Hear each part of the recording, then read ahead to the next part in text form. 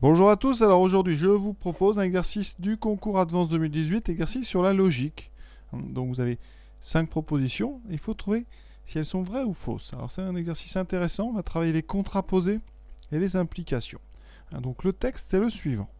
On considère une fonction f définie sur R, donc pas de problème pour calculer les images, et on considère que 3 énoncés sont vrais.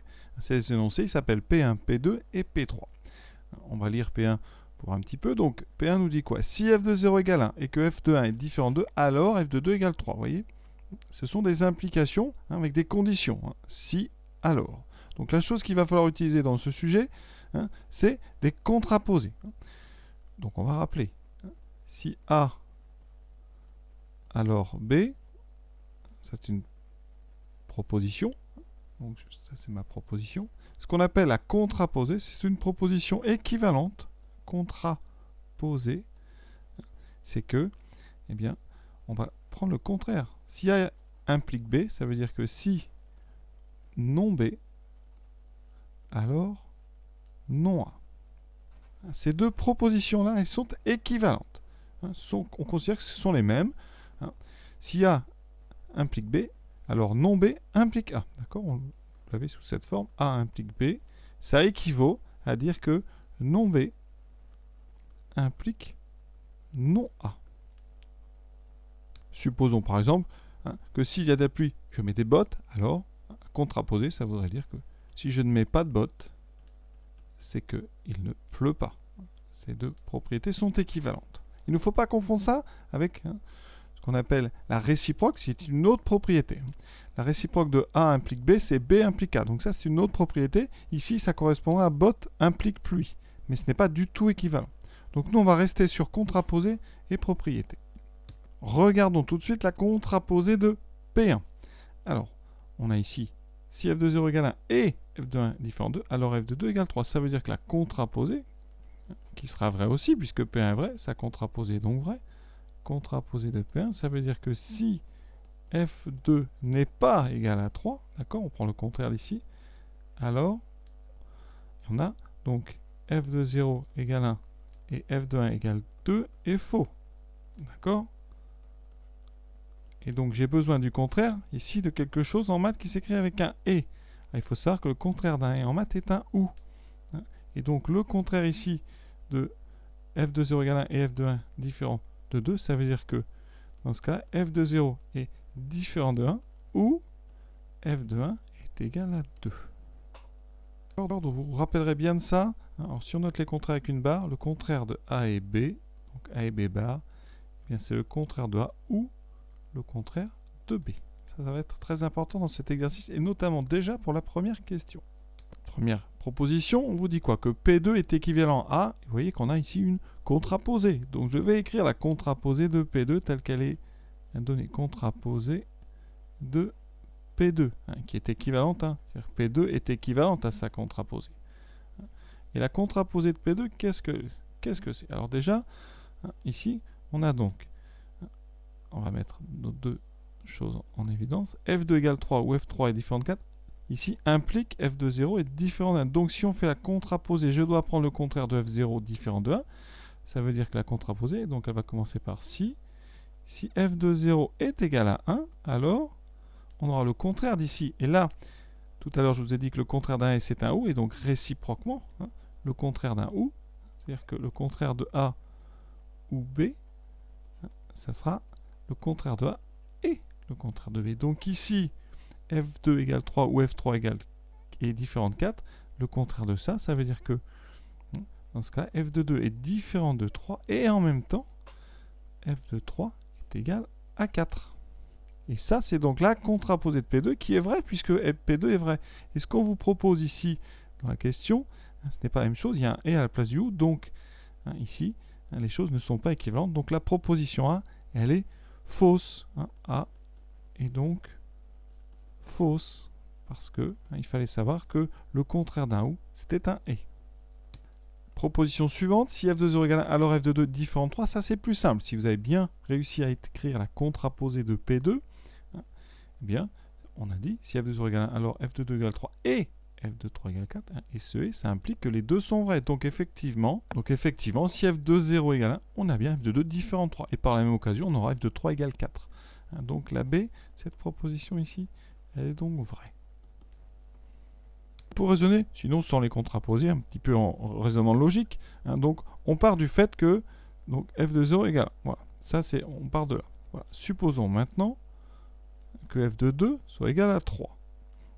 D'après P2, d'après la propriété P2, puisque f de 2 égale 3, on a bien f de 2 égale 3 ou f de 3 différent de 4, donc P2 va pouvoir se réaliser, et donc on a, d'après P2, ça voudrait dire que f de 0 est différent de 1. Or, notre hypothèse de base, c'est que f de 0 est égal à 1, donc c'est impossible. Donc f de 2 est différent de 3.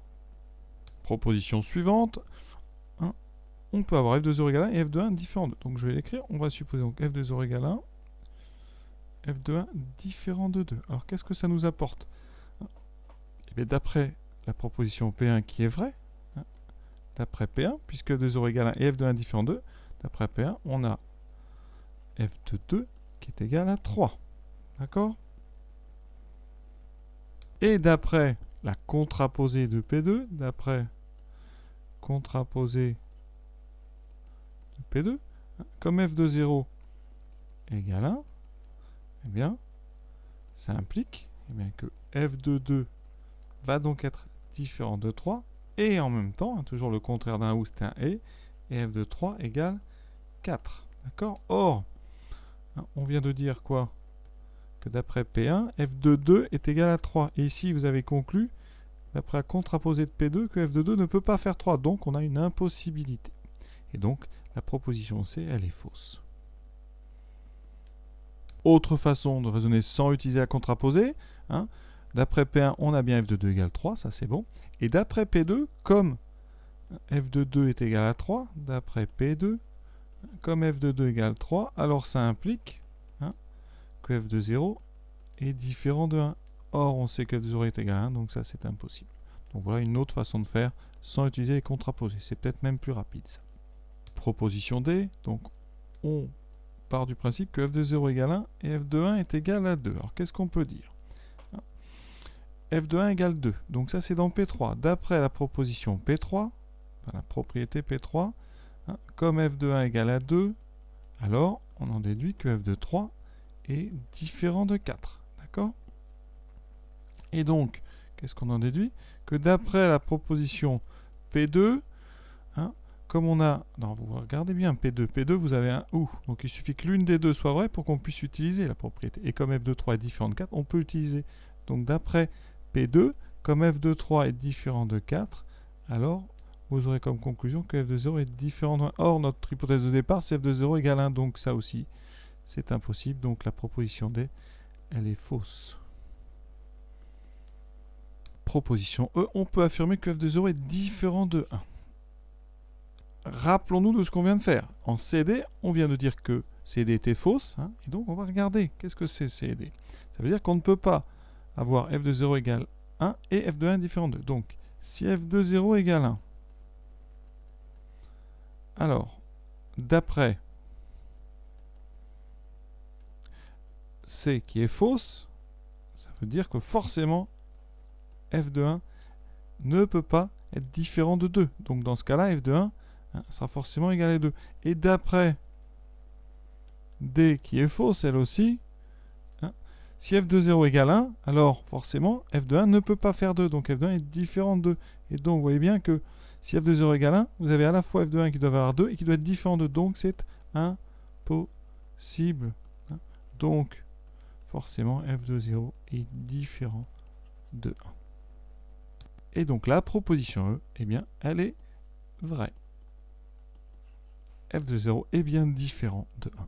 Maintenant, je vous propose d'essayer de faire E sans utiliser C et D. Donc on va supposer que f de 0 est égal à 1. Alors pour utiliser la propriété 1, on va donc partir. Supposons que f de 0 égale 1, et dans ce cas-là, que f de 1 est différent de 2. Dans ce cas-là, vous voyez directement f de 2 est égal à 3. Ça, c'est avec P1. Et avec P2, comme f de 2 égale 3, on déduit directement que f de 0 est différent de 1. Donc ça, c'est impossible. D'accord? Donc f de 0 égale et f de 1 différent de 2, c'est pas possible. Donc maintenant, on suppose que f de 0 est égal à 1 et f de 1 est égal à 2. Dans ce cas-là, d'après la propriété P3, on en déduit que f de 3 est différent de 4. Et donc, je peux appliquer, puisque f de 3 est différent de 4, je peux appliquer P2, qui me dit que f de 0 est différent de 1. Donc, on est encore dans une impossibilité. Vous voyez, donc, eh bien, f de 0 égale 1 ne peut pas exister, puisque dans ce cas-là, f de 1 n'aurait pas de valeur. Donc voilà, f de 0 égale 1 est donc faux. Donc f de 0 est différent d'1. Donc voilà comment vous pouviez faire sans essayer de réutiliser les choses qu'on avait fait précédemment. Voilà, cet exercice est terminé. Alors, c'est un exercice pas facile à faire en temps limité, mais c'est important. Donc, on rappelle les deux choses vraiment importantes de ce sujet, c'est la notion de contraposé et la notion de contraire d'un et d'un ou. Voilà, à très très bientôt.